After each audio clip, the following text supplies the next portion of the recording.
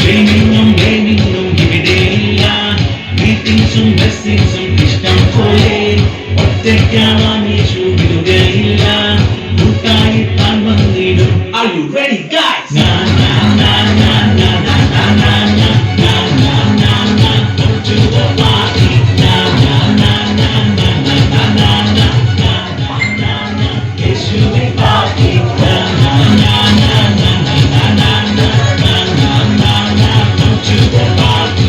Na na na na na na na na na na na. Yeshu party. ഞങ്ങളുടെ children ഫെസ്റ്റിലേക്ക് വന്നതിന് നന്ദിയുണ്ട്. Okay okay, നല്ല കാര്യം കൊടുത്താല്. യൂദാ കുടുംബത്തിലുള്ള പേര് പിടിച്ചുകൊണ്ട് പോയവരുടെ കൂട്ടത്തിൽ ദാനിയേൽ എന്ന് പറയുന്ന ഒരു വ്യക്തി ഉണ്ടായിരുന്നു. അവരെ ബാബിലോണിലേക്ക് നാടുകടത്തിക്കൊണ്ടിരുന്നു. ബാബിലോണിലേക്ക് കൊണ്ടുചെന്നത് അവരെ ഈ നെബൂഖദ്നേസർ എന്ന രാജാവിന്റെ കൊട്ടാരത്തിൽ അവരെ ജോലിക്കായി അപ്പോയിന്റ്മെന്റ് ചെയ്തു. അവരെ അവിടെ അപ്പോയിന്റ്മെന്റ് ചെയ്യുന്നതോടൊപ്പം തന്നെ അവർക്ക് വലിയ സൗഭാഗ്യങ്ങൾ ഉണ്ടായിരുന്നു. എന്താണെന്നറിയാമോ? ഒന്ന്, രാജഭോജനത്തിൽ നിന്ന് കഴിക്കാനുള്ള അവസരം ദാനിയേലിനും ദാനിയേലിന്റെ കൂട്ടുകാർക്കും ലഭിച്ചു എന്നുള്ളതാണ്. രാജാവിന്റെ കൊട്ടാരത്തിലേക്ക് വന്നപ്പോൾ ദാനിയേലിന്റെ പേര് മാറ്റി. ദാനിയേൽ എന്ന പേരിന്റെ അർത്ഥം നമുക്കറിയാമോ കൂട്ടുകാരെ? ദൈവത്തിന്റെ ന്യായാധിപൻ എന്നുള്ളതായിരുന്നു ദാനിയേൽ എന്ന പേരിന്റെ അർത്ഥം. എന്നാൽ നെബൂഖദ്നേസർ രാജാവ് ദാനിയേലിന്റെ പേര് മാറ്റിയിട്ട് ബെൽഷസർ എന്നൊരു പേര് അദ്ദേഹത്തിന് നാമകരണം ചെയ്തു. ആ പേരിന്റെ അർത്ഥം വേലിന് ഇഷ്ടപ്പെട്ടത് എന്നുള്ളതായിരുന്നു.